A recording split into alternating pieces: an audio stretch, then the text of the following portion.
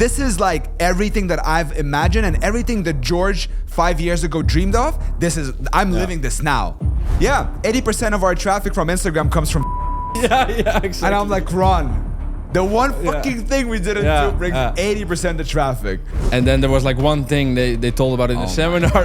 That's exactly the one thing we didn't do. Yeah. And that gave like 80% of the results with other people. So, well, if you don't know where to start, a good place to start is to like start learning. Yeah. And if you let anxiety or fear stop you from acting, you are never gonna experience anything. This podcast is a recap of our trip to Dubai. Yeah. Everything that has happened, everything that we've done, all the people we've met. So I think a good place to start is the first thing and the reason why we came to Dubai in the first place. Yeah, and I also maybe want to ask you a question first, like your expectations of this whole trip. Like that's a good question. Before the trip even started. So before we came here, I was like, oh man, concrete jungle, you know, I'm not gonna like it. I like my forest, this and that. Now, positively surprised, I came here. I love the service. I love the busy city. The honking. The honking is the one thing that I would ask the Crown Prince to please like forbid because it's not nice, a lot of noise pollution. But overall, very good experience in Dubai. People are very kind. The food is great. And if you are an entrepreneur, if you are in business, I think this is an amazing place to be at. Yeah. Constant summer. We've met a lot of great people. Just before this podcast. Yeah. Like we literally walked into the studio and there's a guy and I'm like, hello, what do you do? Oh, okay, YouTube videos, blah, blah, blah. Turns out his name is Dirk Krauter or something like that. He's like this also investor mentor in the German market. And he has like 150K on Insta, 130K on YouTube. So you just literally like meet them everywhere, like these kinds of people, you know, that you see on Instagram and stuff on YouTube. So yeah, overall, great experience. How did you like Dubai? Like it's my third time already. So I had some previous experience, like 2 years ago was my last time. But this time was different because we just had a lot of stuff planned and we had a lot of things to do. So this time for me, it was like more about networking, increasing our knowledge about what we're doing with the program and of course YouTube as well. Yeah. So for me, it was a whole different experience, like in terms of like to understand like what kind of people live here, how do you network in Dubai. So I really liked it as well. Like, yeah, I think the best trip so far to Dubai. Yeah, dude, we've been busy, man. Yeah, like maybe people, like I was telling my friends that I was going to Dubai and they're like, oh, what kind of fun stuff did you do? And of course we did some fun stuff, like we went to the water park and that kind of stuff, but we worked like a lot. Yeah, we worked back to back to back every day. I mean, I told Ron that in the past 2 weeks that we've been here, I've been more busy than in the past like year combined, you know, it feels like because, and it was always like, we've planned some things, but then during the day, some things also came up and it was also like very close schedule, you know? So the reason we're doing this now at the end of the trip is because we just wanted to kind of go over all the things that has happened and what we've learned and maybe some other insights. Yeah. Because we've learned some things. Oh, we've learned a lot of things, you guys. So let's start from the very beginning. I think the seminar, you were 1 day before the Lopez Seminar here already. Yeah. I didn't think you did something crazy. No, I didn't do anything. I just, So anyway, Lopez Seminar. Start there. That was the reason why, well, one of the big reasons why we came here, right? We also wanted to set up our base, our company here, joint company, finally, after like over 1 year of working together. Yeah. But the Lopez Seminar, like we've told the story in the previous episode, you know, very spontaneous decisions. And that's kind of where I'm going to conclude this podcast and the last kind of biggest takeaway for me. But Lopez Seminar, what were some of the learnings that you took away from that? Because there were many interesting speakers there. And it was a very long seminar. Lots of Germans. Yeah. Yeah, they are here. Yeah, I got my takeaways actually on my phone. All right. Because like I made a lot of notes during the seminar itself and then put it in my daily journal. Otherwise, you'll forget. Like it was so much information. So a couple of things I got out of the seminar is like when you're doing ads or video, that the hook is everything, especially now with the attention economy and people just like everybody's fighting for attention. If you can't hold someone's attention the first 1 or 2 seconds, then the rest of your video doesn't matter. So that was like that came back multiple times during the seminar. What I also learned, like literally every business or advertising strategy can work. Like we were debating a lot of times, like should we do YouTube ads or normal YouTube videos? Should we do posts on Instagram? That kind of stuff, maybe even TikTok or Discord. Like we've tried many things. Yeah. But what I've really learned from the seminar and all the guest speakers there, everyone has their own strategy. Yeah. And as long as you look at the data, you make the numbers work and you keep going at it for long enough, you can eventually make it work. So that for me is like also a little bit more like I get more calm because of that. You know, you eventually will make it work. What Ty Lopez also is big in is like the personality tests and that kind of stuff. We've did them as well in when we're in the audience. Yeah. And there was like the 4M test, I think. Yeah. If you want to do it, it's the website is 12steps.com. Nope. No, 12types.com. 12types.com. Yes, yeah. There you can do multiple tests. This was the 4 motivation test, I think. And it was just funny to me, like there was a guy in the audience. He had very high score on like sex, romance, and relationship or something. That's like a pillar in the test. And he was asking him like, yeah, what kind of work do you do? Yeah, I work at an IT company. Yeah. And that's like total opposite of what he's actually interested in. So he was like saying maybe you need to start a restaurant so you have more of relationship building with people and that kind of stuff. And I think that's a big takeaway for a lot of people because you don't always like maybe go deeply to your core, like what do I actually enjoy? And maybe you should like fit your life according to that thing, you know? Ty said it's like getting good at the wrong thing. Yeah. You know, because the worst thing that can happen is you get old and you realize that you spent your whole life doing something that doesn't align with your genetical wiring, basically. You know, so you need to really like study, like know thyself. That was the biggest piece of advice. And you only can learn yourself through other people and through your enemies, like what they compliment you on. And then, you know, and it takes a lot of time. Of course. And then when you do learn yourself, you need to start basically, it's like you're like a sculptor and you're basically sculpting your life and you need to start shaping your life towards, you know, what you are naturally inclined to do. So that was a very big takeaway as well. Yeah, I fully agree. And it was also like my last point. Like Ty Lopez, like we had a list of the Forbes people, and he was like, "What do all these people have in common that are like in the top 10 of the Forbes list?" And he basically said they didn't make as many mistakes, and the reason was for it because they had a lot of mentors, they gained knowledge about certain things, and I think had a good network also around them, and I think that's a big takeaway for us as well. Like before we went to this trip, before we invested in a seminar, before we invested in some coaching. We didn't really do that as much. We were mostly relying on ourselves and maybe YouTube videos and that kind of stuff. But it really opened my eyes to start investing more in my network, in my knowledge, and basically pay off the ignorance debt about things you don't know. Like that's the biggest takeaway from this whole trip. 100%. I mean, like you said, we were very conservative about like, you know, allocating capital into improving ourselves, you know, and then this trip really opened up my eyes to you can skip levels and you can like get much closer to where you want to go if you surround yourself with the people that have already walked that path. And it can be as simple as saying your VSL needs to be 20 minutes instead of 60 minutes. We'll get to that in a second. Yeah, but these like small things, they're incredible. Yeah, and also like with the Instagram funnel thing, like we've tried posting on Instagram and that kind of stuff. And then there was like one thing they told about in the seminar. That's exactly the one thing we didn't do. Yeah. And that gave like 80% of the results with other people. So that was so dumb, by the way. Yeah, but we didn't know. That's the thing. Yeah, like we didn't, like, okay, we literally didn't know. So we wanted to get traffic from Instagram, right? And then we did everything. We did the reels, we did the stories, we optimized the profile, we gave the credibility with like the, you know, the lifestyle and stuff. And then we had one discussion. We were like, the posts, the feed posts. And I was like, no, you know, I don't really want to ruin my profile with these random posts and stuff. And okay, yeah, sure, I agree. It looks more credible. Nicolas Pette walks on stage. Third slide. Yeah, 80% of our traffic from Instagram comes from feed posts. Yeah, exactly. And I'm like, Ron, the one fucking thing we didn't do brings 80% of traffic. But that's part of the process. And like, it's also kind of funny. Like if we eventually make it work, then we can look back at like, that one thing we missed. And that brings me to another point, which is which Ty refers to as being the mad scientist, right? So testing everything, right? You might, because you get into this like battle between like, oh, you know, your ego versus like testing something.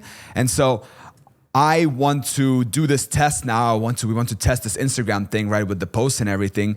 And I really don't care about, or I try not to care what other people are going to think about me. You know, I want to be remembered rather than as the guy who tried it, rather than as the guy who wanted to stay cool and like, you know, of course.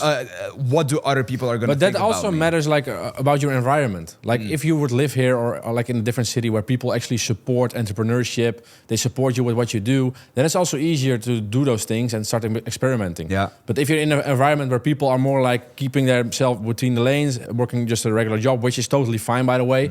But yeah, in the Netherlands, it's a little bit the case. Like if you do something different than the rest, people look at you quite quickly. Like, hey, what is he doing? Exactly. And that doesn't motivate people to try to do something new. Yeah, here environment kind of like forces you to try these things. Another thing that Ty said very interesting was that 80% of billionaires had one thing in common, and that was that they're at some point in their life were in sales. And that to me was like, okay, cool. Like, and then Mark Cuban, I was watching another video. He said that, you know, if you know how to sell, you will never be broke. You will never be hungry, basically, because if you can sell something to someone, you'll always be able to, you know, get money and put bread on your table. So that's also the one big takeaway. So for example, if you don't know where to start, a good place to start is to like start learning sales.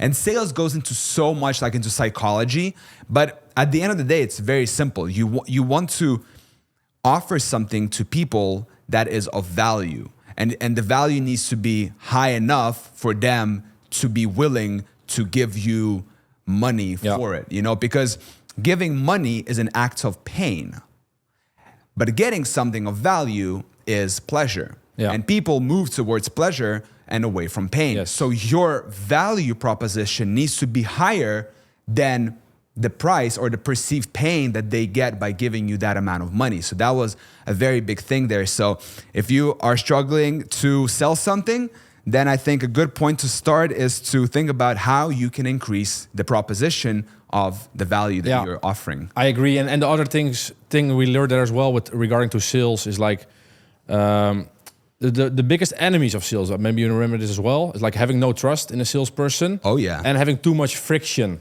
with the salesperson, or too many steps you need to do to eventually make the purchase. Herman. Dude, that guy was crazy. Yeah, he was crazy. My God. So Ty brought this one speaker, Dr. Herman something, I can't remember his surname.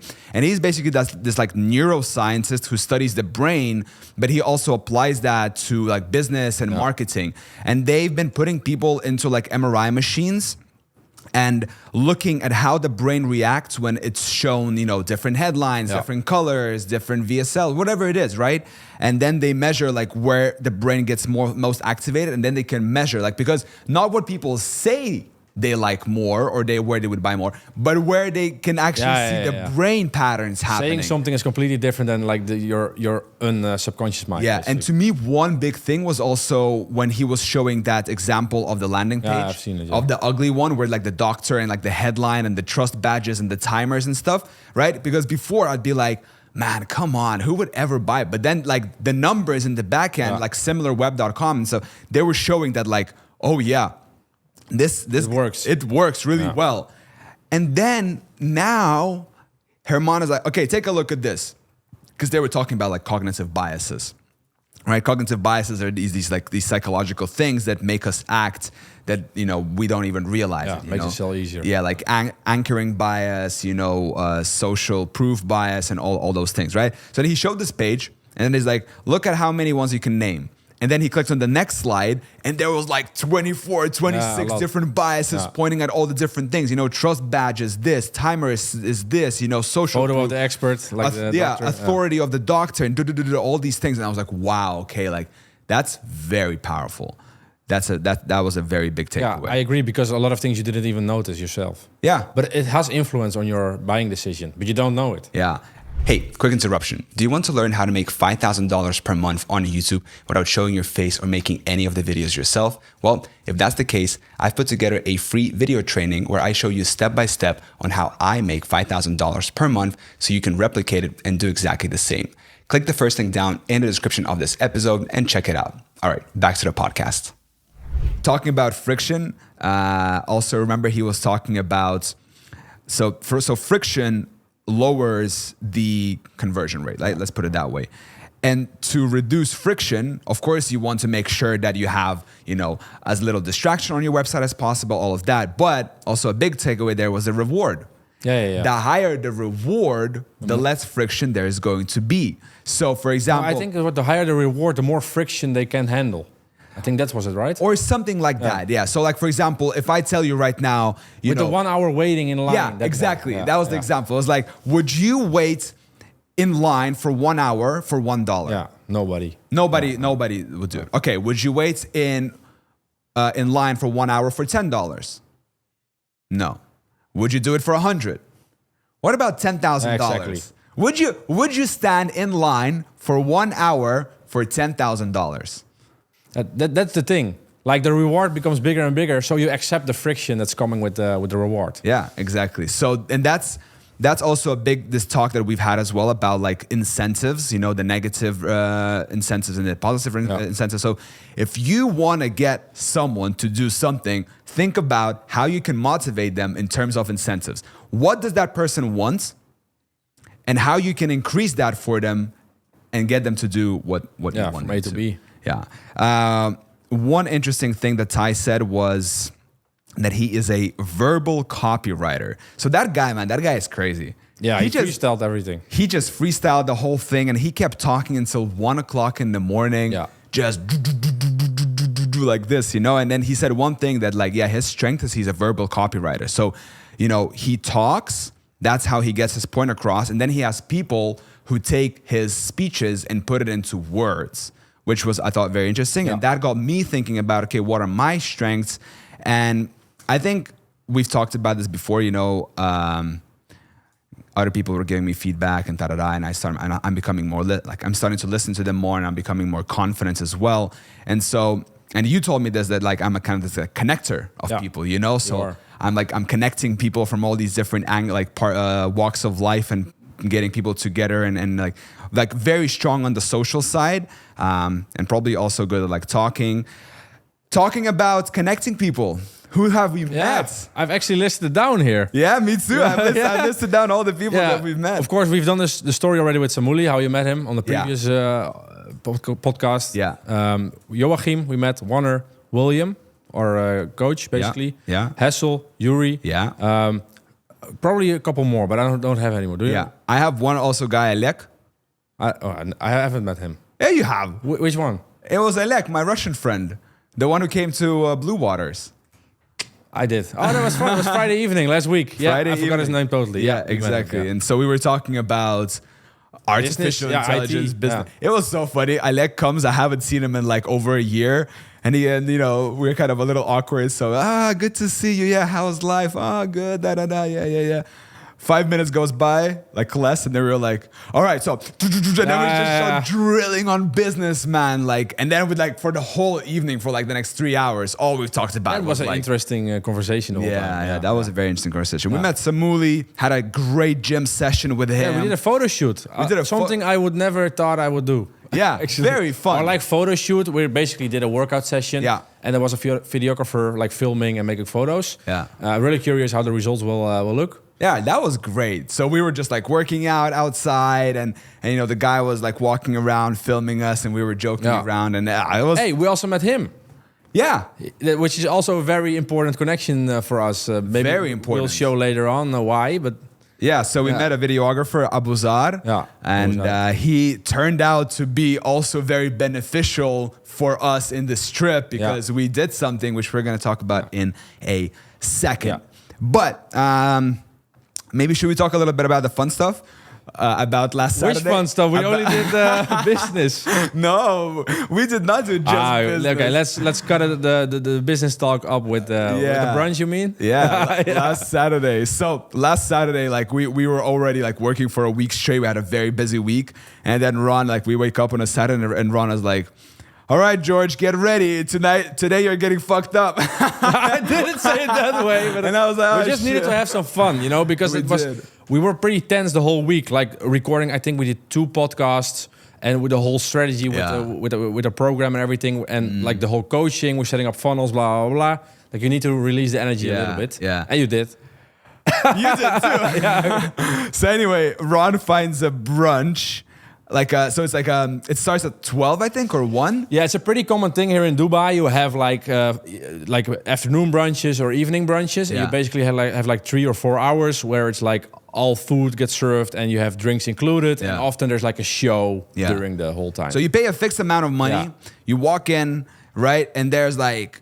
It was crazy. There was like a whole show. There were like people with like bongos and dancing and gorillas. and gorillas and drinks coming left and right and food, and it's just everything is so overwhelming. Like if there's one word that I would describe Dubai is like overwhelming, man. Like there's every day there is so much stimuli. The first day we come, there's like planes and fireworks and a drone show and like, you know.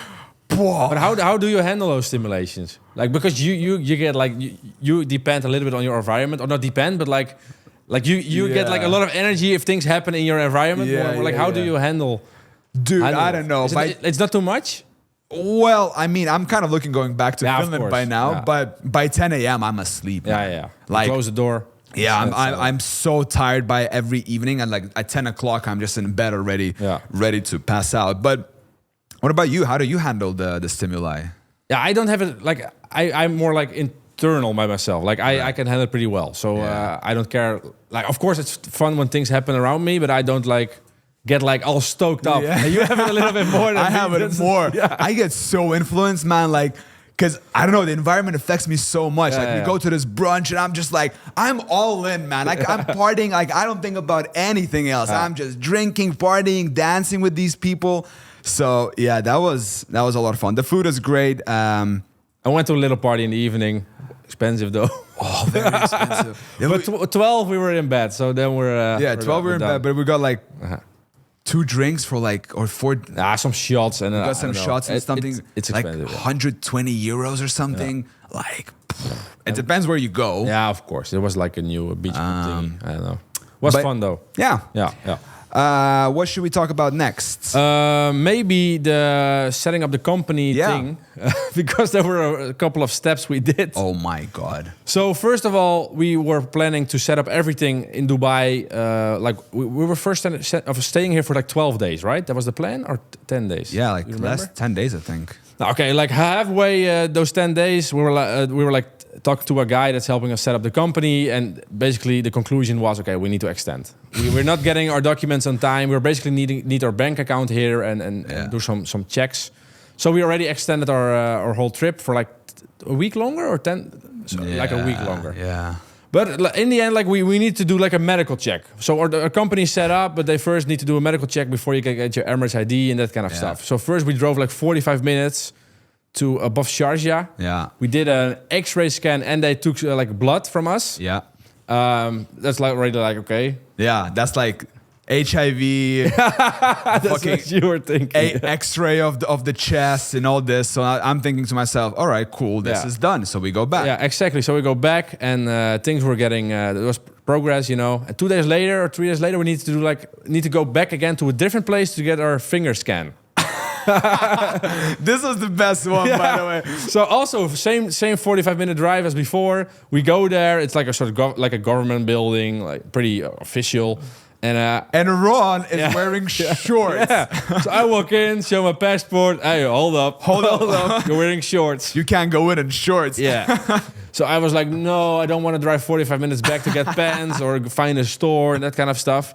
So then they're like, okay, well, maybe I'm not even allowed to say this because they were really sneaky about it.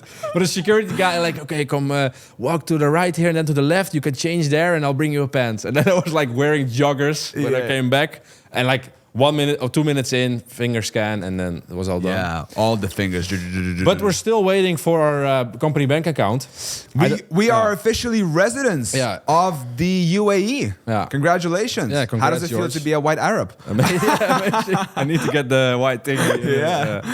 Yeah, but they're still waiting for the bank account, and we're almost there. So we'll probably need to return, I think. Yeah, we'll probably need to return for like a weekend or something to get the bank account, and that kind of sucks.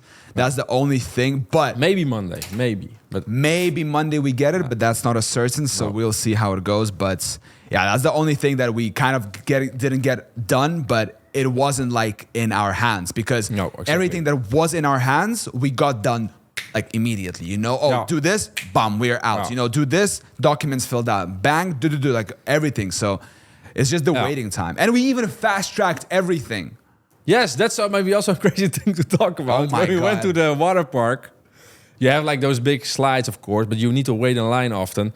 And you can buy fast track, so you can skip the line, but you can like fast track everything here in Dubai. Yeah. Your company set up, some other things, the medical checks, blah, blah, blah. Just fast track everything. Yeah. You can either wait in line or you can buy fast track, brother. Yeah, we did it sometimes. In a water park, it was really The water park, it was, and that's kind of also a big takeaway. How valuable is your time? Because I remember like we were at the cashier and I'm thinking like, okay, fast track or no? Because fast track was like an extra 50 euros. 50 euros, So the total price of the ticket was like 120 euros for a water park for like, we were there for like 2 hours. Yeah, but we also like went to everything there in an hour. Yeah, but we were so crazy. Like Ron and I were like, all right, let's go. And we just ran. We ran for every slide. But that was a lot of fun. So then when we're going up to one of the slides, there's a huge line, like I don't know how many people.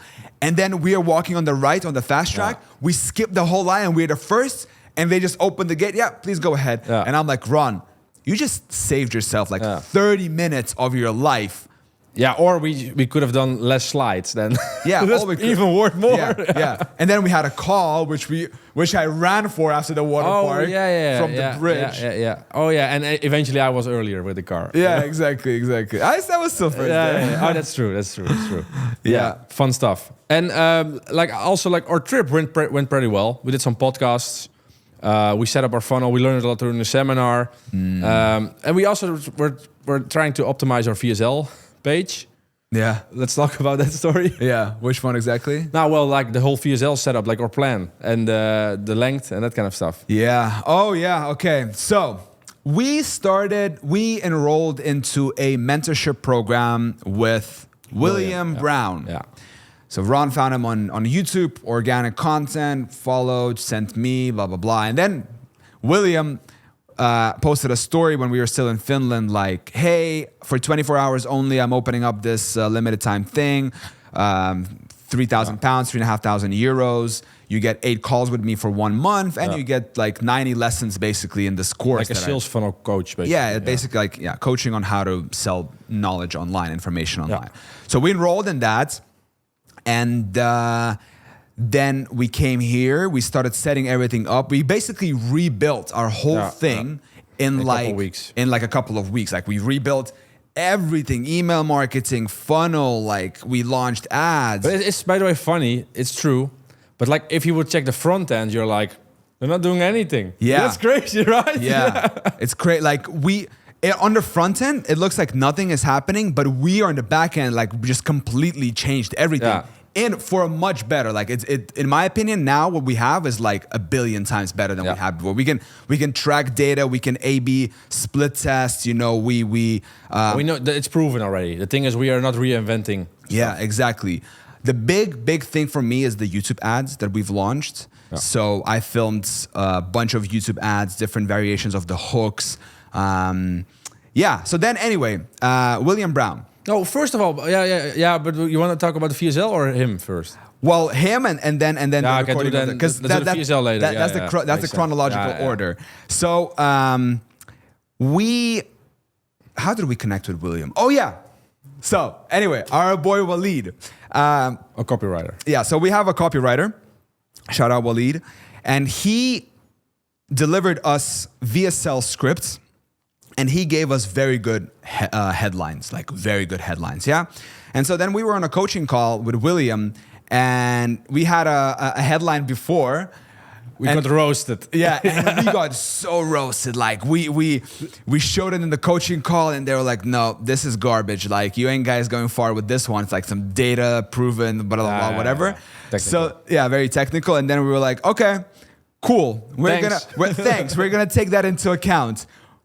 1 week later, we come back with 3 headlines, and they're bangers, like just bangers, attention busy professionals, da da da. And we show it, and William was like, yo, who wrote this, you guys? And we were like, nah. We needed to go as well. We were in a restaurant. Oh yeah, we were in a restaurant. We took the call like in the restaurant, and we were like, all right, cool, William, thank you. And he was like, oh, I should get the contact. We were like, all right, sorry, William, we gotta go now. So like creating a little. We really need to go. Yeah, we really did need to go because we were with some friends, and then the next day you get a message. I reached out on WhatsApp from William saying, hey buddy, can I get a contact of the copywriter? And I'm like, hold your horses. This is our golden opportunity. And I'm like, Ron, let's leave this. And also then we let him be. In the morning, we start brainstorming basically how to, because we didn't want to give away our contact. We also needed him still. Yeah, and we also need our copywriter, of course, because it's an ongoing job. So I'm like, okay, let's give him the copywriter, but let's think about how we can get something back, something of equal value. And so then I said, okay, tell William that we are going to give him the contact in person. Yeah, way better. Way better, right? So for him, it's nothing. He just comes down, goes for a little, coffee, and then we come there and we just meet him. So then William gets back to us. He agrees to that. And fast forward, we are meeting William for a coffee. Yeah. And we had a great chat with him. That was really nice. His girlfriend, super smart guy, knows his business, knows his numbers, exited his business, like he sold it. So yeah super great. And but that's also how those things go. Like 3 weeks ago, we joined the whole group coaching, and we really enjoyed it. And like a couple of weeks later, you're meeting them in real life. Like, that's crazy. It's so amazing, And then like you like skip a couple steps. That's how it feels. Yeah, and like it's crazy because if we wouldn't have enrolled in that course, we wouldn't have met William in real life. Yeah. And we had an hour lunch with him, and in that 1 hour, like he dropped some crazy value. And then right before we were leaving the house to go meet him, for some reason I don't know how it comes up. I just get this idea like, what if we get a cigar for him? And I messaged Ron from the other room. I'm like, let's get him a cigar. And then Ron was like, great idea. So then we take scooters. We go to a tobacco shop. We get like a nice Cohiba Robusto for him. I was like, let's get 6. Ron was like, so how much are we getting? 6 cigars? I'm like, brother. I'm like, hold up a second. I'm like, relax, So we get him a nice Cohiba Robusto. We pull up. Now, William, this is for you. Nice to meet you. Whatever. Have a great thing. And anyway, then we have a coaching call. No, wait. Before that, we were talking about a copywriter, and he wrote also not only the headlines, but a complete new VSL as well. Yeah. VSL is basically the video you can see on our website, which we're talking about the program. You can book a call. Yeah. And we were like, the video we have right now is 3 months old, so we wanted to update it. Yeah. So then we were like, I was talking to you, like, it sucks. We need to extend our trip now because of the company setup, because then we can't film the VSL on time. Yeah, Ron was like, oh yeah, we gotta wait to film the VSL. Yeah, and we really wanted to update it because we upgraded everything. Yeah, and now Ron was like, yeah, now we gotta wait for you to come back. We had nothing with us to film. Yeah, and we had nothing. Like I don't have my camera, I don't have anything with me, right? So then I'm like, I'm just sitting there and I'm like, do we really need to? How can we do it here? And then that got me thinking, and I'm like, what if we find a studio? I start Googling studios. I couldn't find anything proper. And then I'm like, okay, what if we rent an Airbnb and find a videographer? And then I'm like, Ron, let's do this. All these links. And then it's crazy because the Abuzar, the videographer we met through Samuli, I messaged him. I don't know how the fuck I came up with that idea. I'm like, Abuzar, do you have, by any chance, lighting, 2-angle cameras, teleprompter, this? And he's like, brother, I have everything. I'm like, what the fuck? Like, what are the chances? He has all this equipment. So that's great. He comes through. Then I'm like, Ron, we have a videographer. Let's look for an Airbnb with a nice view. Which was more difficult than... Airbnb was more difficult than I thought. But we had some requirements. So that's also, Fortune favors the bold. Yeah. We rented an Airbnb on the 72nd fucking floor. Yeah, it's really high. Of this Address Beach Resort. Guys, that was the last floor. I've never been higher. And I've never been in a more high building. If you want to check this view, click the link in the description because the training is probably already online. Yeah. You can see it there. Yeah. It's crazy. Yeah, it was very high up. Like you can see like the palm. You can see it like if you like, you can just put your hand like this, and your hand covers the palm. It felt like Sim City. Like you can see the whole city, like the palm, the wheel. You see like mini jet skis, some boats. You see the cars who normally drive like 100 on those roads, and you're seeing them move really slow. You're like, what the hell? And there's like, someone jumping with a parachute, a plane taking off, jet skis, and there's just so much stuff going around. So we got the Airbnb, and we had 24 hours. We could check in at 3 p.m. 3 p.m. And the sun sets from like 5 to 6. Yeah, so 1 hour setup for the whole equipment, blah, blah, blah. And our VSL script was about 1 hour long. It was like 6.6 thousand words. Yeah. So we filmed one VSL before the sun went down. Yeah. And then we also had a group coaching call that evening with William. Right after. We're all excited. Yeah. We did the first VSL record. Look at this view. Look at this view. Oh, yeah, great view, whatever. And he's like, and then I'm like, by the way, our VSL, just drop it. Our VSL is like an hour long. He's like, an hour long? Is it a webinar? Is it a webinar? I'm like, no, it's a VSL. He's like, no, guys, max 20 minutes. Yeah. And we were like, oh, shit. Yeah. And we had like, Walid wrote like 3 VSLs. Yeah. All of them were like 6.6 in 1,000 words. And we were like, Walid, urgently remove everything. Start like redoing it. He helped us out because we needed to check out 12 a.m. the next day or 12 p.m. Yeah. So like basically afternoon. And the sun gets up here at like around 7, 8. So we literally, like yesterday, we had like 4 hours in the morning from 8 to 12 less, where we had to film 3 variations of VSLs and 5 ads. I filmed 5 inside and 5 outside on like the balcony. Yeah. And all of this was like in 3.5 hours. Yeah. And then Abuzar, our videographer, when we went for lunch, he was like, you have a lot of fucking energy. But there was time pressure. Like we needed it because it was not cheap. The Airbnb as well. No, that cost us a lot. Yeah. The Airbnb, the videographer, everything. The VSLs, like. But it's worth the bet. It's a bet basically. Yeah, but it's a bet. Yeah.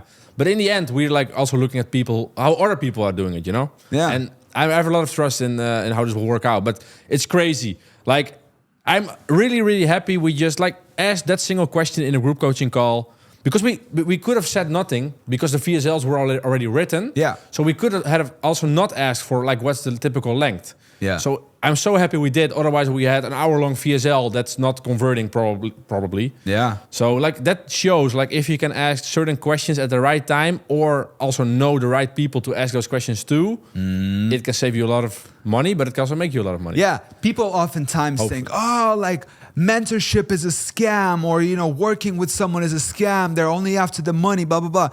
If you think that way, good luck staying poor, because I've proven it firsthand to myself, first and foremost, that when you invest into working with people who are a couple of steps ahead of you or many steps ahead of you, you can skip levels and you never know how it's going to turn out. We invested into the mentorship with William, We made a very bold move, which was like made in an hour to book our flights and everything to come to Dubai. Then all these things, they kind of linked up. You met Samouli. Like if we didn't fly, you didn't met Samouli, we didn't met the videographer, then we could not film the VSL. Dude, it's all interlinked. Oh my God, the chain of events is crazy. Like if I would have told myself 3 weeks ago that this is how the things are going to unfold in the next 3 weeks, I would not have believed you. I would have said, you're fucking crazy. No way. How could it even possibly be that all these things are gonna like fall into place like this? But here we are.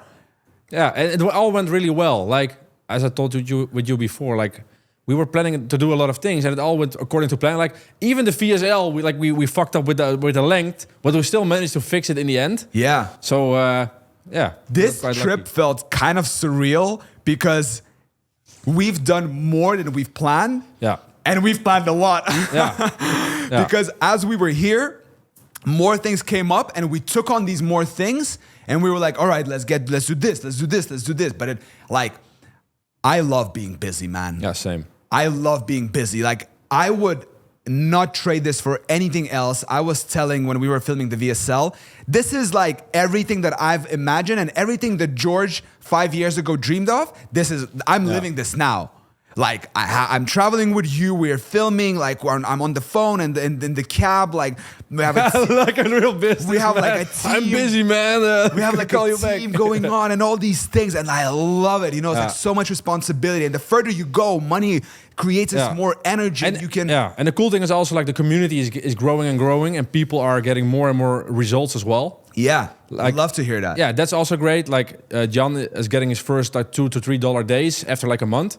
So that's really awesome. Like it's like a both ways. Like you're doing new stuff, you're building something, but also people get a lot of value out of it, and it's like a win-win. Yeah. So that's really cool as well to see. For me, kind of the biggest, not summary, but the biggest takeaway, I guess, from everything is act, overcome your fear, surround yourself with people. That's like my underlining, like, you know, the bottom line for everything, you know, because if we didn't act, if we like let the fear hold us back. Which fear are you talking about? Well, you know, because dude, you're sitting in your room in Netherlands. I'm sitting in my room in the forest in Finland, you know. For others, I would assume there's a lot of fear associated. You have only so much money, so many resources. And you're basically betting all your chips on saying, okay, we're gonna go to this uncertain place and we're just diving head into this dark water in hopes that we're gonna benefit from that. Yeah, but I think that's what makes it beautiful. Like if 3 weeks ago, before you went to Dubai, you got on paper like, hey, George, this is exactly what you're gonna do, blah, blah, blah. So you can mentally prepare about this whole trip. The whole trip wouldn't be as amazing as it is now. So it's totally normal to be fearful of things or to be like, have a little bit of, not anxiety, but you know. Man, you have to act. That's the thing. You have to act. If you let anxiety or fear stop you from acting, you are never gonna experience anything. Like the things that scare you, those are the things you need to do. True. Because on the other side of the fear lies your better self, the life that you want. Yeah, but I must say environment really matters a lot, because when I am at home, just sitting in my office, like I have an office at home, I don't need to go out. I don't really have people that drag me out like, hey man, let's learn something new or do something new. It's all like a little bit like safe and stable. Yeah. But like when you're like in a new environment, it also pushes you to explore more. Yeah. So that to make it easier for yourself, if you want to make moves, like just go somewhere else. Go to a new environment. It's also easier to have new habits. Yeah. But and man, you need to surround yourself with. You need to get into the networks. And it doesn't start with you. How would you do that for someone that wants to? You can't go from like 0 to 100. You need to go from 0 to 1 to 2 to 3. Like you need to start with someone, you know, small, and then they know someone and they can connect you with someone else. And then you start to expand your network. And then over a sudden you know a lot of people. You're connected to a lot of people. Oh, you know this guy? Yeah. I messaged that guy, Nick, because I saw on a story on Instagram that the guy who was filming him was Adam, the guy that we met at the seminar. So I slid into his DM by saying, "Oh, you're working with Adam. Cool. Say hi to him from me." He's like, "Thanks, brother. Will do." Yeah. So would you suggest for people starting to want to expand their networks, maybe start with Instagram? Or Instagram is great, dude. You know it firsthand by now. Instagram is your new business card. If you're the kind of person who has your account closed, you have some weird pictures, you have, it's not interesting, it's boring, blah, blah, blah, whatever. Yeah. Dude, you're already setting yourself up for failure. You need to, there's a reason why people do things a certain way. It's because it's a business card if you want to connect with people. And by the way, people is everything. I agree, yeah. People is everything. So, you need to connect. The best way to connect is through Instagram. Everybody is there all the time. So build out your... Talking about Instagram, by the way, this morning. Jesus Christ. Yeah, I wake up and my account is suspended. Oh, Georgie, your account is suspended. Fucking hell. So then I have to do my email, phone, biometric thing, look up, look right, look left.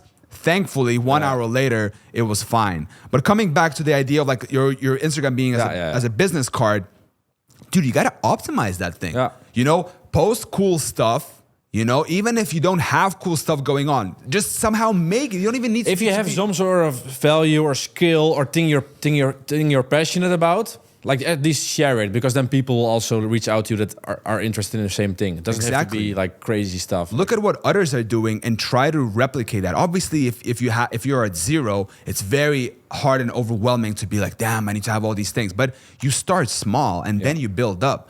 But have at least a clear bio of, you know, what you do or what you're good at, or, you know, who you can help and stuff like that. And then, you know, that's what Ty was talking as well. Super important. That's your card to connect with people. So in order to grow, you need to connect. In order to connect, you need to have a nice profile, right? And then you need to start engaging with people. And like you said, going to an environment where you can actually, like, we walked into this podcast studio. Yeah, that was the typical example of... Yeah, and there's just this guy who has like, you know, who's doing really probably well, you know, in Germany and stuff like that. And then we just connected. Oh, okay, cool. He's already seen me. Bam. That's already a connection. Then I can respond to his stories, say whatever. Hey, would you like to grab a drink? Oh, yeah, okay, I'm busy, but I'm available this time. All right, cool. Then we can go for a drink. Yeah. Sit down, talk. What you guys do? What you guys do? Yeah, cool. All right, you want to come for a pod? Okay, cool. I can do that. Then we invite him for, like, it's just like that. It's a snowball. It's like you need to do a little bit, and it doesn't happen fast. It happens like you first do a little bit, right? And then you wait. You need to be patient, right? And then it's like planting. But you also need to have something to offer. Of course. Like if you're networking with people, like why would people want to get to know you? Like if you don't do anything in life, if you have nothing going for you, like why would people want to connect with you? You need to do something cool. Yeah. Have at least a skill or something you're passionate about, and then you already have something to at least talk about. Yeah. Like for example, we were sitting with the videographer, Abuzar. Yeah. You know? And he was telling us about how he was a top-rated seller on Fiverr, and how Fiverr had this thing where they chose 10 people who were selling on Fiverr, 10 people, and he was one of them, and they flew them out to Singapore. Yeah, a couple, I think more countries even. He got like a 5K budget as well to spend. They flew him out somewhere, tickets paid, Thailand hotels paid, I think, gave them 5K for spending, and it was all paid by Fiverr because he was like one of the top-rated sellers there, you know? So, and then he was asking us, like we were having a dinner, and he was asking us like,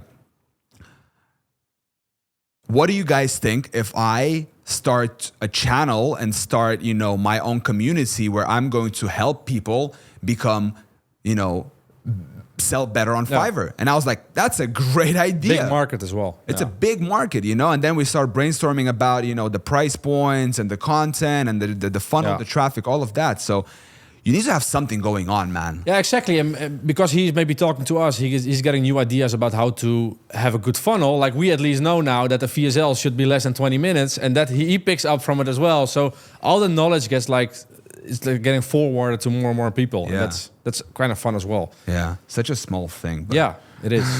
Anything else on your notes? We covered a lot. Yeah, we did. $67 commission from selling a coffee machine. Yeah, but it's nice. It's adding up. Yeah, it the is. Amazon strategy works. Yeah, so the thing that I was talking about over the past podcast. And it's getting crazy views, the other video. It died off. It died off? It got 2K and it died off. So I was talking about this Amazon affiliate strategy. I've been posting consistently, and it's been working. Yeah. It's been getting more and more commissions, and I wake up one day and, you know, the commissions were like very low, like $1, $2, like the big one was 12. And then I wake up one morning, it's like $67 commission. And I'm like, what the hell is that? And then turns out I ranked for a topic, which is like best espresso machine under $2,000. And someone watched my video, clicked on the link, bought a $1,500 espresso machine, and I got $67 in commission. It makes so much sense. Like I said before, people just need advice when they're picking something expensive. They want to make the best choice. Yeah. So if you can give them the final push to make that choice, it makes a lot of sense. So now what I'm going to be doing is I'm going to be reviewing all the expensive items. Yeah, why not? You can sort Amazon by expensive things. Yeah. Whatever it is, TV screens, computers, coffee machines, I don't know, just find expensive stuff on Amazon. Look if people are searching for that. Make good content, transactional good content. Yeah. Bam. Yeah, it makes a lot of sense.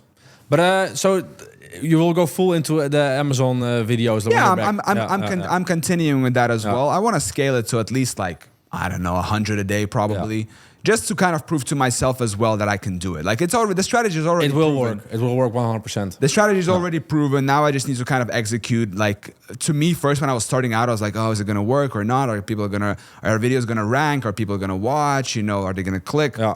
Everything is working. The commissions are compounding. Now it's just about execution. Such a simple thing. It is like also what I was saying, like previous podcast episodes, I'm focusing more on volume right now, and it's paying off as well. So I'm increasing compared to the last month, around $400 now, and the views are increasing now as well.